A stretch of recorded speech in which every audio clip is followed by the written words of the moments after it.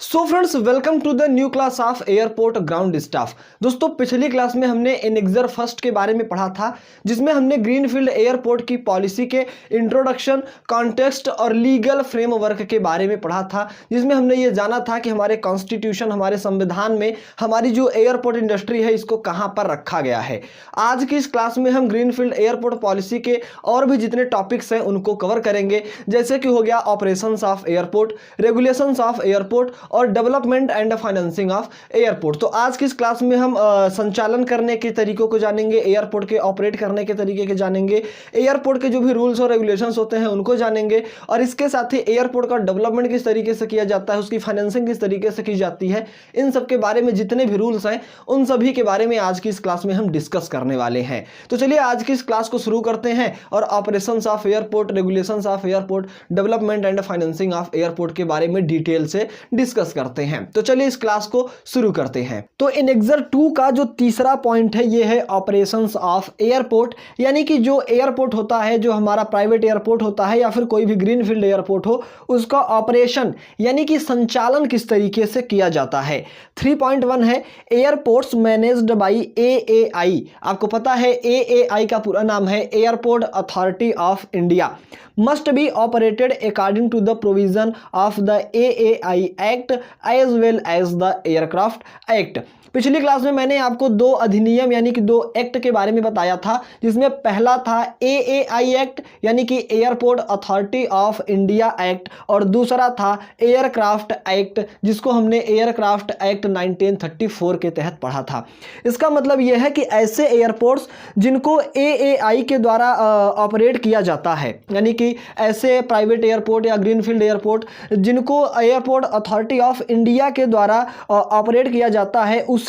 AAI act और aircraft act के अनुसार ही ऑपरेट किया जाना चाहिए। यानी उसके जो संचालन की व्यवस्था है, जैसे जैसे एयरक्राफ्ट एक्ट में बताया गया है और जैसे जैसे एएआई एक्ट में बताया गया है, उसी के अनुसार उसको ऑपरेट किया जाना चाहिए।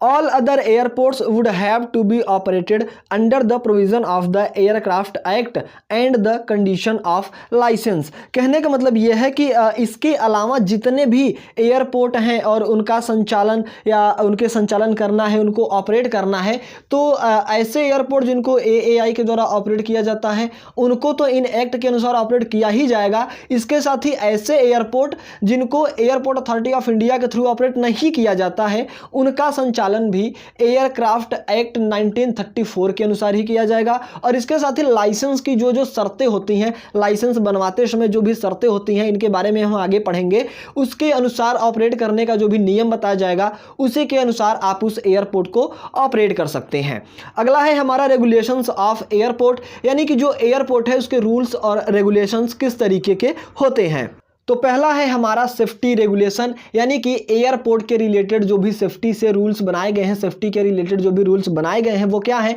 4.1 है the process to regulate the technical and safety standards of all airports are vested in DGCA under the provisions of the aircraft act. कहने का मतलब है कि सभी एयरपोर्ट, चाहे उसको airport authority of India operate करती हो या फिर ना करती हो, चाहे जो भी एयरपोर्ट हो, उसके टेक्निकल सेफ्टी से रिलेटेड और टेक्निकल स्टैंडर्ड से रिलेटेड और सेफ्टी स्टैंडर्ड को रेगुलेट करने का जो भी प्रोसेस है उसको एयरक्राफ्ट एक्ट 1934 में डीजीसीए के तहत बताया गया है। एयरक्राफ्ट एक्ट 1934 में सेफ्टी के रिलेटेड जो भी स्टैंडर्ड्स है, जो भी रेगुलेशंस है, और हमारा जो टेक्निकल सेफ्टी का रिलेटेड रेगुलेशंस है, टेक्निकल से रिलेटेड और सेफ्टी से रिलेटेड, इन सभी को एयरक्राफ्ट एक्ट 1934 में अच्छे तरीके से बताया गया है और उसी के अनुसार इनको किया जाना चाहिए। AAI airport as well as those owned by airport company, यानी कि ऐसे एयरपोर्ट जिनको एयरपोर्ट अथॉरिटी ऑफ इंडिया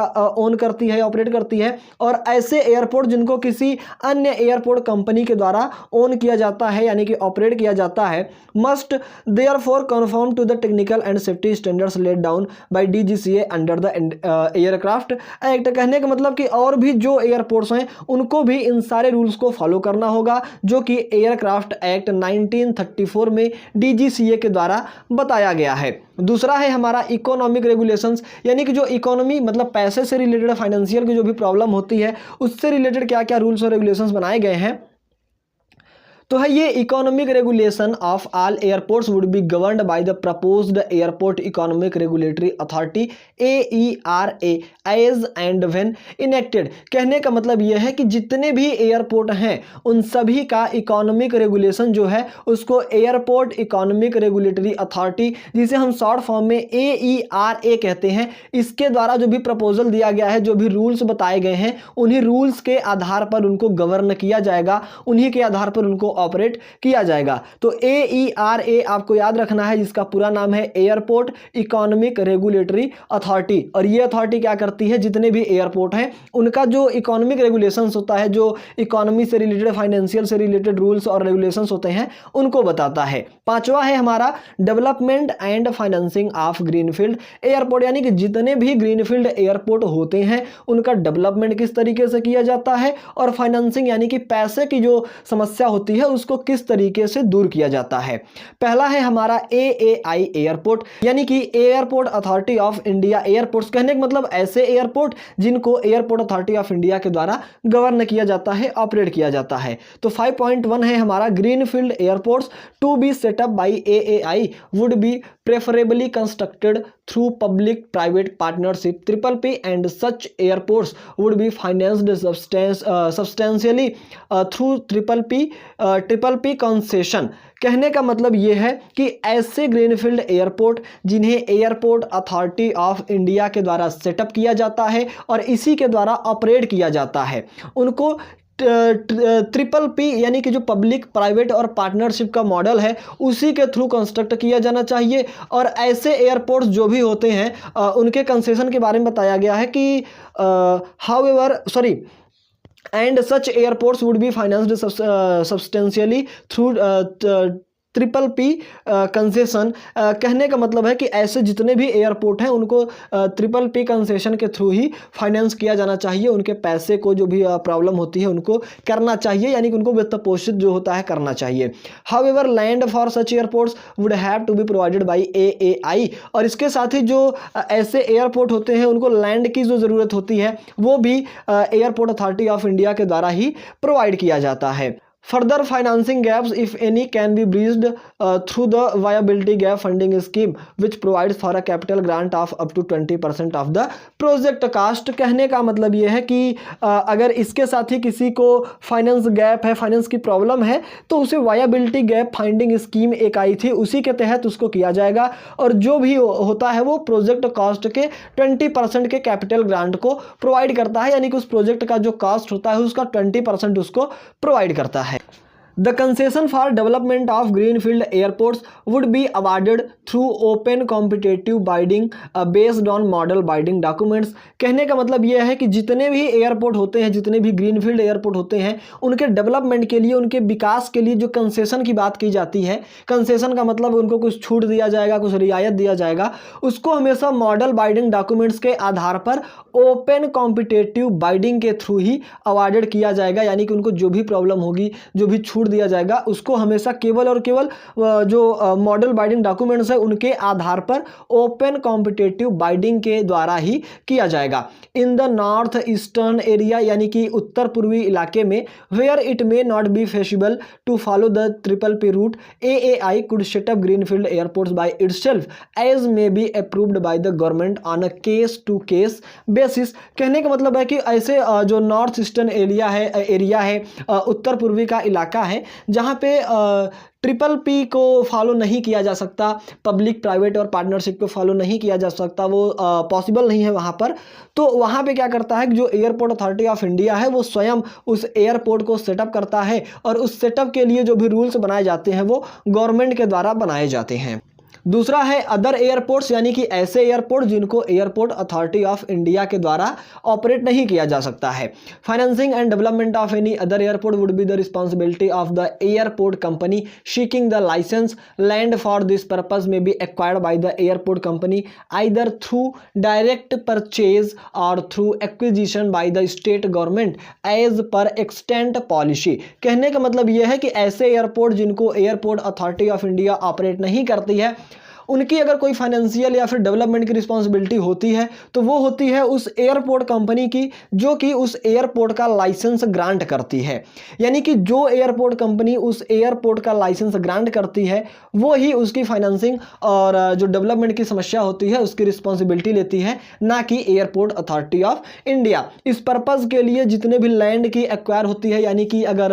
किसी भूमि की ज़रूरत है उस एयरपोर्ट के लिए तो उसका अधिग्रहण एक्वायर किस तरीके से किया जाएगा, चाहे आप एयरपोर्ट कंपनी के थ्रू करें या फिर डायरेक्ट आप, यानी कि जो गवर्नमेंट की एक्सटेंट पॉलिसी है उस समय की जो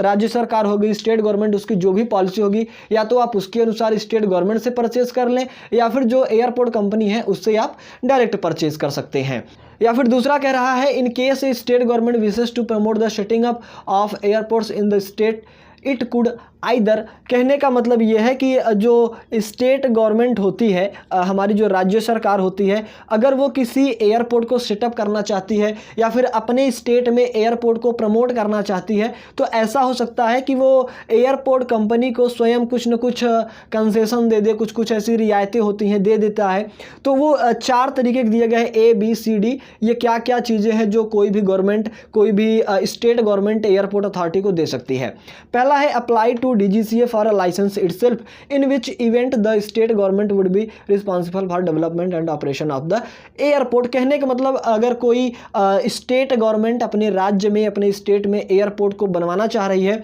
तो वो स्वयं DGCA के पास लाइसेंस के लिए अप्लाई कर सकती है। बट ऐसी स्थिति में क्या होगा कि जो भी डेवलपमेंट की, ऑपरेशन की, यानी कि संचालन की और विकास की और फाइनेंसिंग की जो भी रिस्पॉन्सिबिलिटी होगी वो केवल और केवल स्टेट गवर्नमेंट की होगी। दूसरा है an entity of the state government, यानी कि जो राज्य सरकार है उसकी कोई संस्था हो सकती है, could apply for a licence to DGCA। या तो राज्य सरकार स्वयं करे या तो जो स्टेट गवर्नमेंट है उसकी कोई एंटिटी, कोई संस्था है वो DGCA में लाइसेंस के लिए अप्लाई करे। In which event such entity would be responsible for development and operation of the airport. और ऐसी दशा में जो वो एंटिटी होगी, जो संस्था होगी, वो ही उस एयरपोर्ट के ऑपरेशन के लिए, डेवलपमेंट के लिए, फाइनेंसिंग के लिए रिस्पॉन्सिबल होगी। अगला है द स्टेट गवर्नमेंट और its corporation may select a private entity and form a joint venture company in the private sector and in such an event the JVC would be responsible for development and operation of the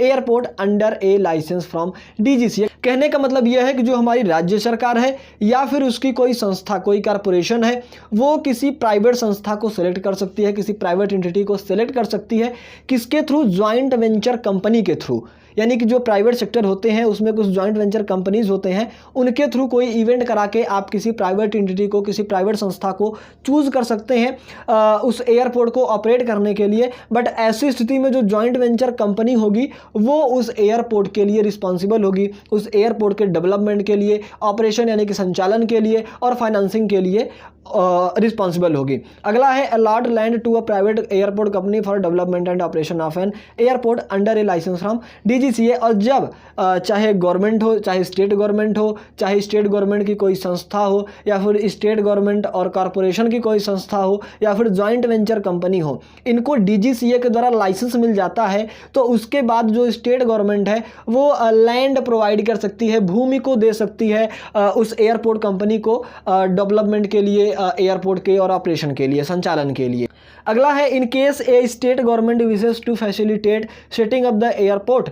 it could provide the following incentives to an airport company. यानी कि अगर कोई जो state government है किसी airport के setup के लिए, किसी एयरपोर्ट को ऑपरेट करना सुविधाजनक बनाना चाहती है, मतलब उसको फैसिलिटीज़ देना चाहती है, तो वो किसी एयरपोर्ट की जो कंपनी होती है, जो एयरपोर्ट कंपनी होती है, वो कुछ इंसेंटिव उनको दे सकती है। और उन इंसेंटिव के बारे में नीचे बताया गया है। पहला है लैंड कंसेशनल और अदरवाइज, यानी कि आप कोई भूमि दे सकते हैं, उसको भूमि का हिस्सा दे दीजिए जो एयरपोर्ट कंपनी है, या फिर उसको कोई कंसेशन दे दीजिए, कोई छूट दे दीजिए, या फिर अदरवाइज यानी आप अगर जो भी देना चाहें उसको दे सकते हैं। दूसरा है real estate development rights in and around the airport, या फिर जो एयरपोर्ट कंपनी है आप उसको ये दे दीजिए, उसको ये राइट दे दीजिए, उसको अधिकार दे दीजिए कि आप एयरपोर्ट में और एयरपोर्ट के आसपास रियल इस्टेट अपना डेवलप कर सकते हैं। Airport connectivity, rail and road, इसके साथ ही अगर आप उस एयरपोर्ट कंपनी को रेल या फिर रोड की सुविधा देते हैं तो वो एयरपोर्ट कंपनी आपके यहाँ एयरपोर्ट बना सकती है।